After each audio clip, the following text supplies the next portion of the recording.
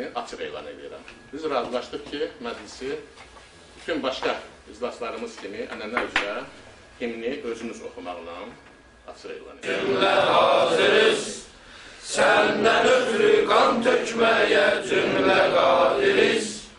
Ülüsənki bayrağınla məsul yaşa. Ülüsənki bayrağınla məsul yaşa. Açmaq mənə qismət olub. Mən özüm üçün bunu böyük bir fəxr sayıram.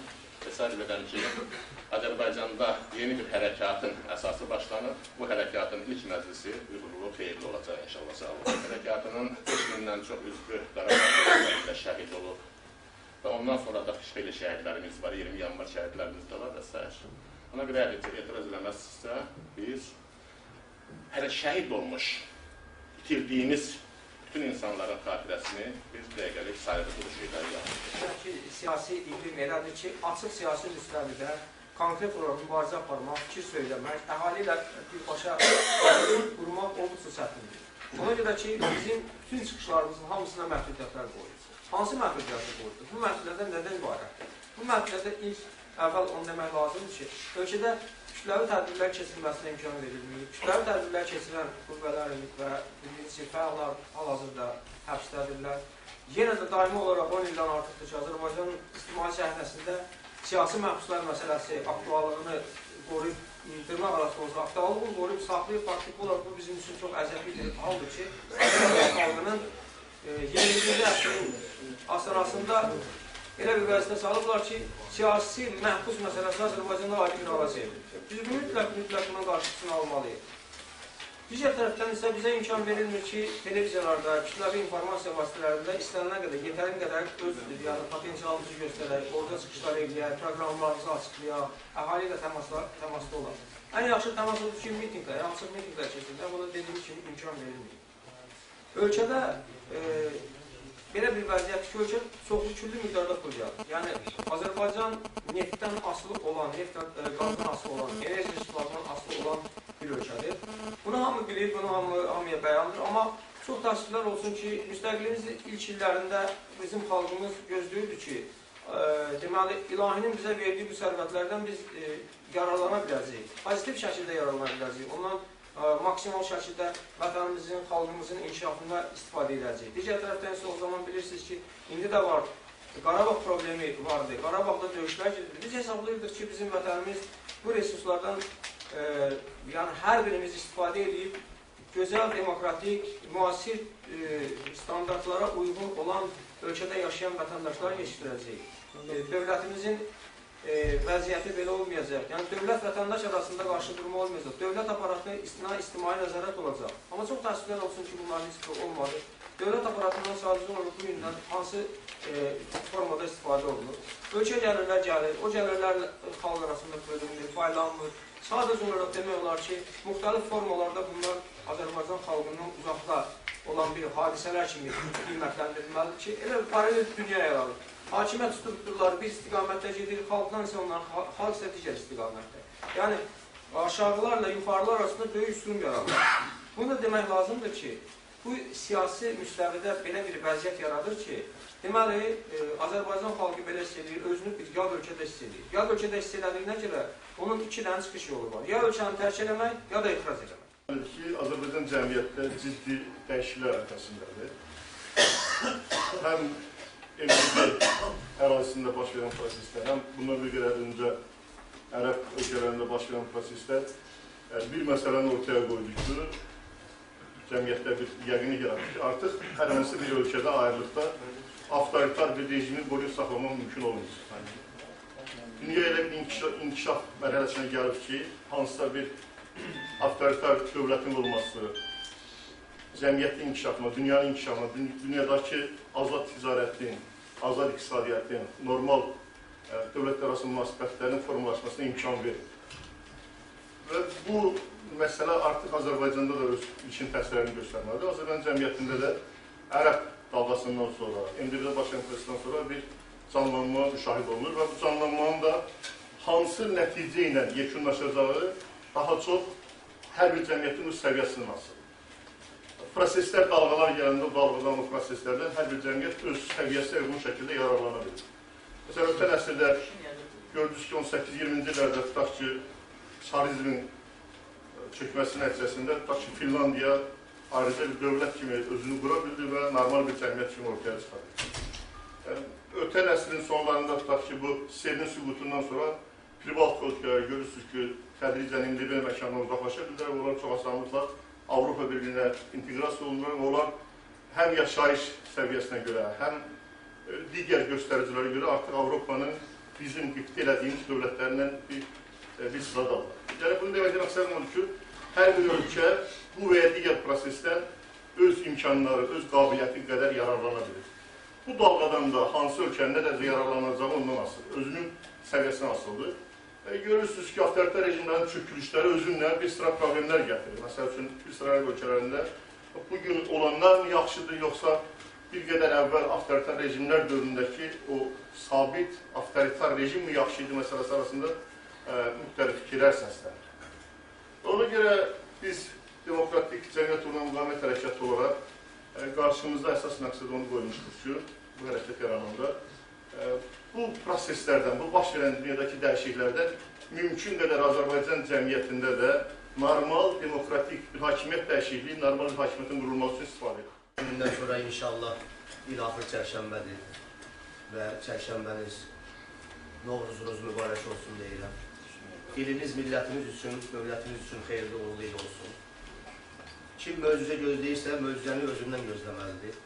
Kimin əgər elə bir niyyəti varsa, burada bir-iki qardaşlarımız və bizə uğurlar arzuladılar, bizi də Allah millətə kömək olsun dedilər ki, xoş sözlər dedilər. Onların da bayramları mübarək olsun. Ola bilər ki, bəzən adamlar möcüzə gözləməli olurlar. Gedirlər bir toplantıya, bir tədbirə, bir məclisə, bir arada olmağa və hesab edirlər ki, həmin tədbirdən, həmin məclisdən sonra çox böyük bir möcüzə baş verəcək. Möcüzə insanın özündədir. Allah onu elə yaradıb və məncə möcüzəni hər birimiz eləməyi bacarmalıyıq. Məncə bizim hamımızın elə bir arada olması özü də bir möcüzələrdən birisidir. Ayrı vaxtlarda, müəyyən müddətlərdə bir yerdə olmuşuq, sonra biraz yollarımız ayrılıb və nəhayətdə qəbul eləmişik ki, hamımızın bir arada olması bu millət üçün də, özümüz üçün də çox böyük çıxış yollarından biridir. Adətən hakimiyyətlər problemlər həll eləməlidir, qaydaları belədir.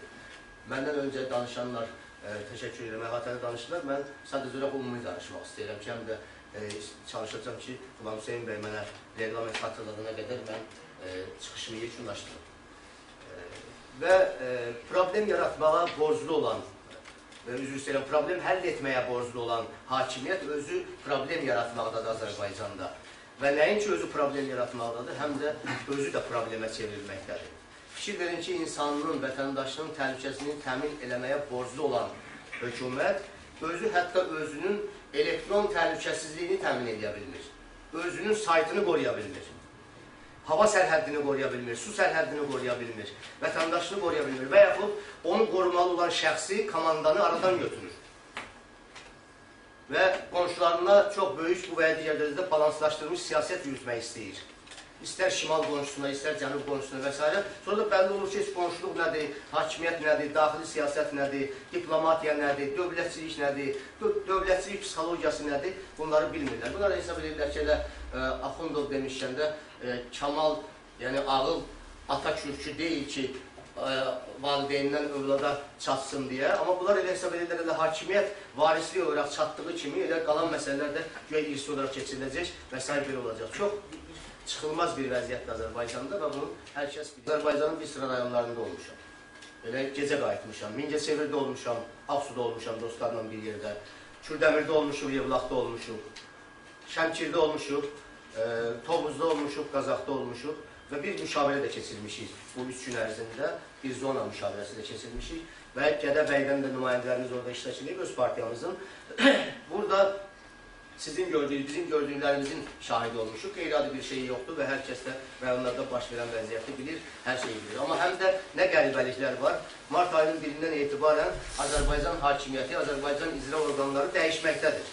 Dünənə qədər aylarla şikayət qəbul edəməyən adamlar indi az qala xalq qəbulu keçirməyə çalışırlar, icra hakimiyyətləri və insanların qarşısına çıxırlar.